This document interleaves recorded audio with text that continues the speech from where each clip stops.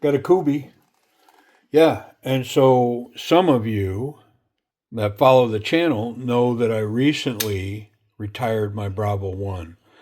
I retired it in the sense that I took it out of my pocket after, a couple of months. This thing actually occupied my back pocket because it's so solid. It's such a good piece. And it's larger, and I never thought that it was going to get in my pocket at all. But I run it a while, and then I thought, I'm gonna start carrying this knife. And then the more I carried it, the more I couldn't find anything to knock it off its perch. Yeah, and so recently I knocked it off its perch with a little pocket check, my 80 20.5. I got a new one. It's in S35VN. Yeah, love my 80 20.5s. These things with this shark lock are so nice. I can't even, wonderful. Is this a better knife than that? Oh yeah. Oh yeah.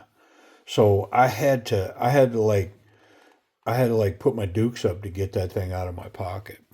But the other reason I wanted it out of my pocket was because I had designs on this next knife.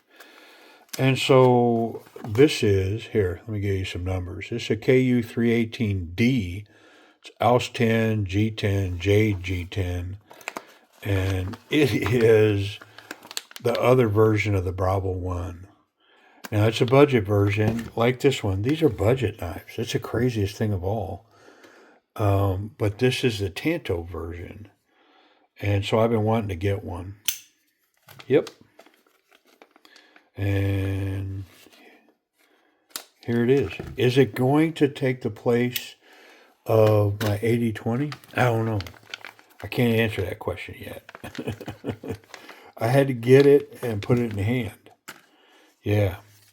So these aren't easy to come by right now. They're becoming more and more scarce as we go forward, because I think the word's out that these are such a good piece. Let's get that blade out. Yeah, look at this thing. Wonderful hollow ground and then a flat grind combo. It's got these dual fullers. It's the exact same knife. I did want to get one without the black coating. AUS 10 steel, Mikkel Williamson design. Steel liners, skeletonized. You can see them in there, how skeletonized they do these scales. Check that action. Yeah, buddy. Wonderful. Try that fuller. Yep. About a thumb flick. Yep. Oh, is this thing nice.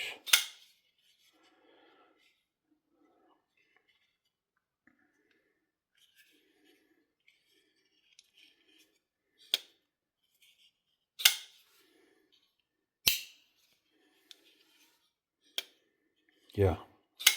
Pretty good, man. Wow.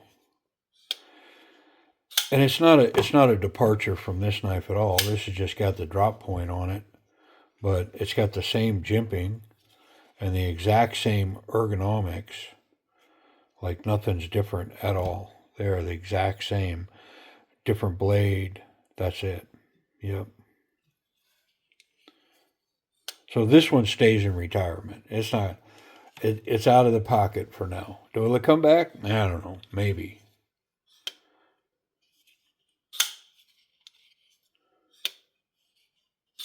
Yeah, this one's pretty solid.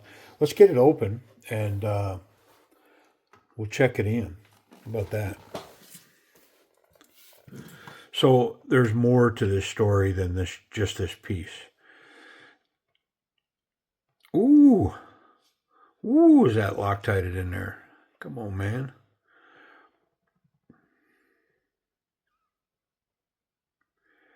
Yeah, that is not wanting to budge at all. I'm going to bring in my wrench because my wrench don't care. It's amazing how much leverage I can get with this little wrench. And I think one of the channel hanger outers mentioned that to me, to get a small little wrench because it gives way more leverage. I am going to close this blade though because I'm torquing so hard that I don't want to get cut. Yeah, so there's something about this whole process right here that creates more leverage. And sure enough, just boom, popped it loose. And then I can put my little wrench up. And I think this is linked below. It's a little Klein Tools wrench. I'll check. If it's not, I need to add this to my little items because, man, is it handy. Yep. All right. Well, it's busted loose, so I'm going to be able to do my thing now. Keep it moving. Moving. There it is. Yeah, I just had a bunch of Loctite in there. And then TH in the scales.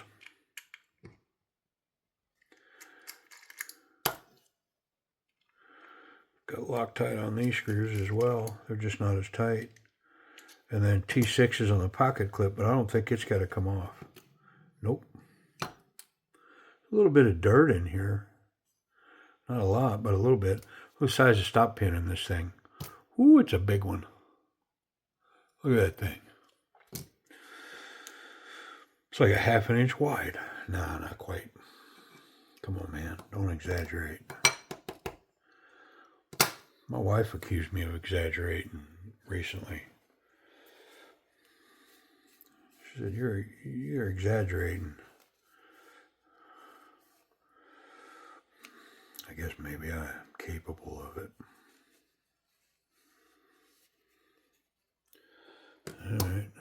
I love the way that they bead blast the edges of the scales, the liners, and it ends up looking like raw bead blasted titanium.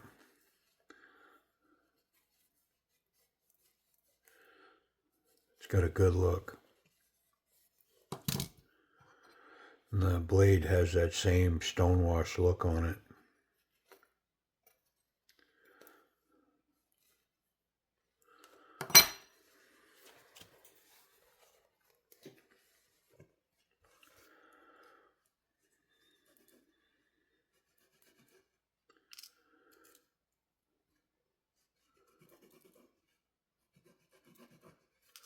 All right, well, that was easy enough, right?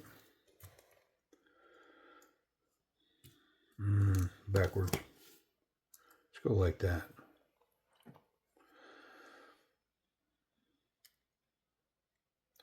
I am going to pull this big stop pin and put it in the bottom so we can bring everything down on top of the knife.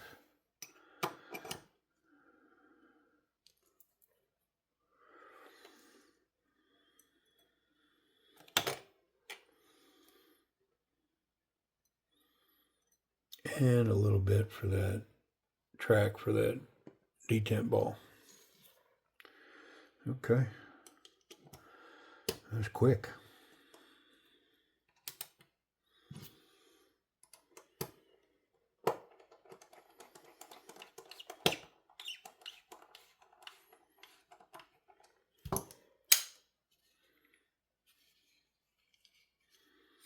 Yeah, buddy.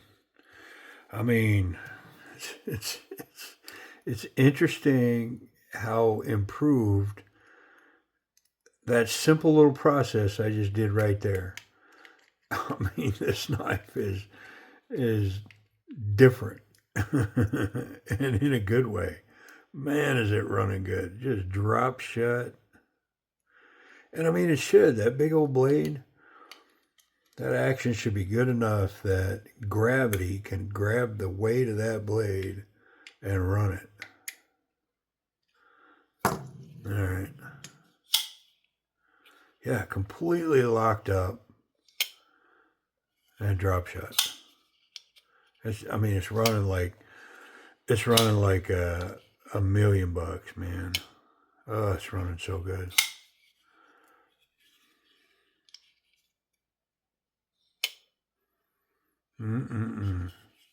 Grippy G10, but let's do this action real quick. So, back flipper stunning, the drop shot, Spidey flick off of that Fuller, thumb flick. I mean,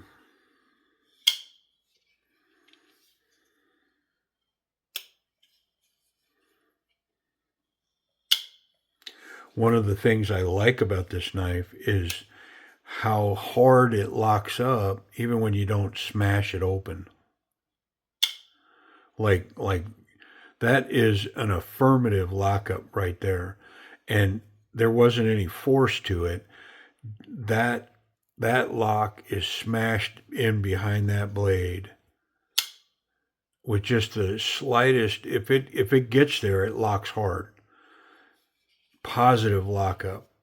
Wonderful. This knife is, the sensory coming off of this knife is so good.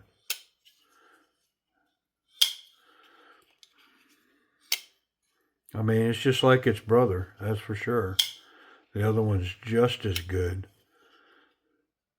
Great jimping, sharp on the flipper tab, higher than the center of the pivot, so it launches that blade out there. I mean,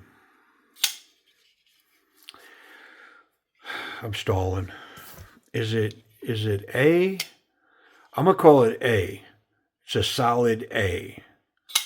I mean, I'm not sure what it'd have to do to get A plus status because it's doing everything wonderfully. Like, it's centered.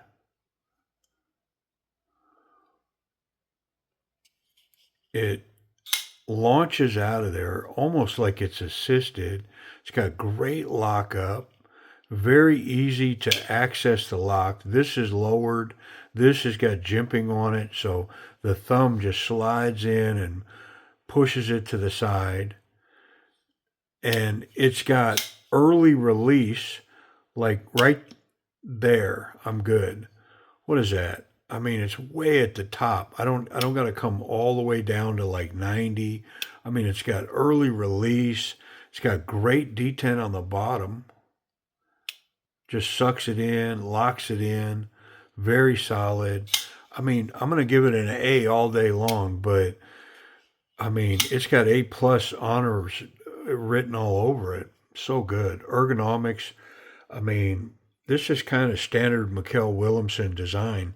He's got it in so many knives that just fit like this one does, and it's wonderful. Such a strong, confident grip here. There's not so confident, very confident, and this knife just runs up the scale. It really does. Really confident in hand. It's got an excellent reverse grip, very powerful, locked in. Not so much there. Golly, this thing. Whew. I mean, it's a big knife. I mean, if you're not into big knives, you probably should have already tuned out because it's a big knife. Look at the pocket clip, runs really well. Deep carry, just the tiniest little bit poking out on the butt. It does not reveal what's really in that pocket. It's a little light there and a little light there, so I am going to put some tension on this pocket clip. Okay, so I took the clip off. I've got this rag and my pliers. Really simple process. I'm just going to set it in those jaws, and I want to close that gap right there. And by closing that gap, I'm creating tension. Bruce Spring-Steel. I mean, that's light enough. Makes me wonder if that's even steel. Come on, surely it is. Yeah. It's just Bruce Spring-Steel. That's all. Bruce Spring-Steel. All right.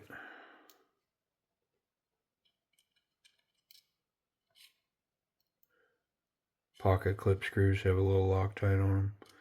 So whenever I put tension on, I always want to start with that back screw because it's closer and it doesn't have all that bend and tension on it.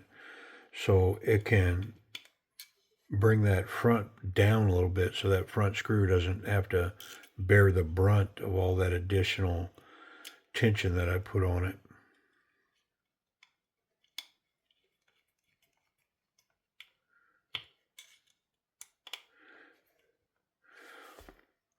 I need a new tip.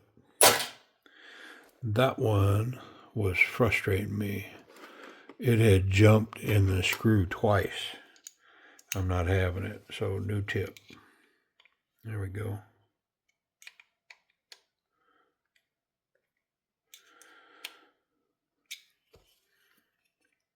Oh yeah, we got a lot of tension in the clip now. Let's just go to standard jean size material. Yeah. Whoop, wonderful. My back pocket. Yeah, excellent. I dig it. Very nice. Let's check the blade for safety. No blade contact through the back scales. And the tip is recessed, so the clip is awesome. The tip's good. And then I am confident that I can handle this knife any way I want as long as the blade is closed. If the blade's closed, it's got good detent, we'll hold it closed, and I can put my hands all over this. The knife is safe. Awesome. I wonder if that blade is sharp. Let's check. There's that top bevel. Yeah. Let's do it again.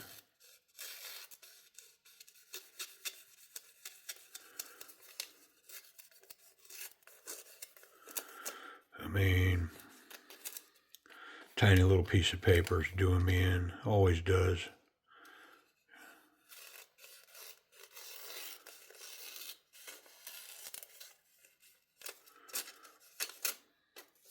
Well, I must drop the knife because it's not performing the way I need it to. Okay, many moons of stropping later.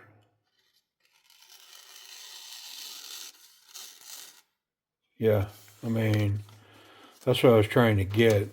Let's see if that top tip is up to the task.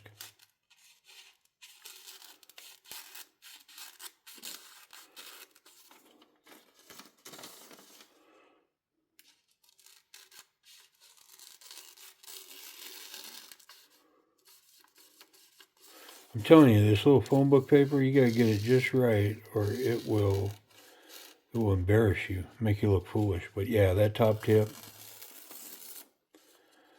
look at that. I mean, just straight, wonderful, super wonderful cuts.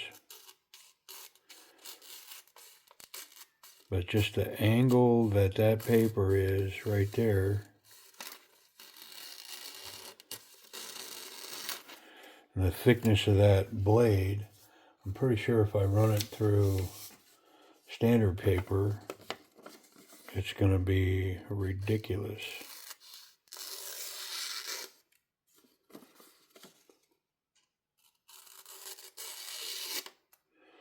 Yeah. It's the phone book paper's fault. That's who I'm blaming. All right. Price and availability, man. Where are these right now and how much are they?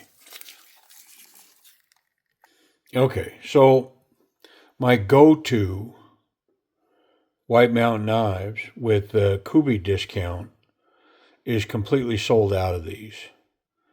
And so I kind of went on a mission to go, well, I wonder if I can get them someplace else and can I get them for a reasonable price? So I found them on eBay from the seller Survivor Hand. And he's got them listed like everybody else, Atlantic Knives, or several sellers there that have these for like $48. The G10 version in the Aus 10 steel, tanto versions, the drop point, the colored scales, the black blades, the stonewash, all of them are about $48.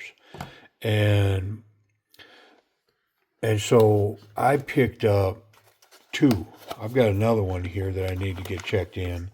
I bought a blue one in a drop point that I have some plans for this. And so it'll be in another video. But I took a run at them. The Survivor Hand seller has them for $48 and then best offer. And so I was able to get this for $41. And then just as an experiment, I shot $38 on the second one to combine shipping. And that was accepted. Now, can you get the same deal? I don't know. But that puts us at what, $79 for two of these, which works out to what, $38 and some change, for an amazing knife. I mean, 40 bucks for this. Come on, man. It is so good. And so if you're looking, what I would tell you, I don't know that I'd hover too long. Like, the word is out, and I don't know if they're still making them, if there's a lot of these available, but Survivor Hand, you have the opportunity to make a deal. Could you do a better deal than me? Possible. But yeah, so it was kind of a public service announcement, for the Bravo One Kubey and Survivor Hand, man. I mean, I've bought a lot of knives from the Survivor Hand seller on eBay. Solid seller. Yep. All right. They always package well. Everything comes in a couple of days. Great seller. Appreciate you watching, and watch for the other one. And appreciate you going on a ride with this one for me. I like it so much, I had to get the Tanto version. Just so I could say, yeah, I got one. Know what I mean? That's how us hoarders roll, man. All right. Appreciate y'all.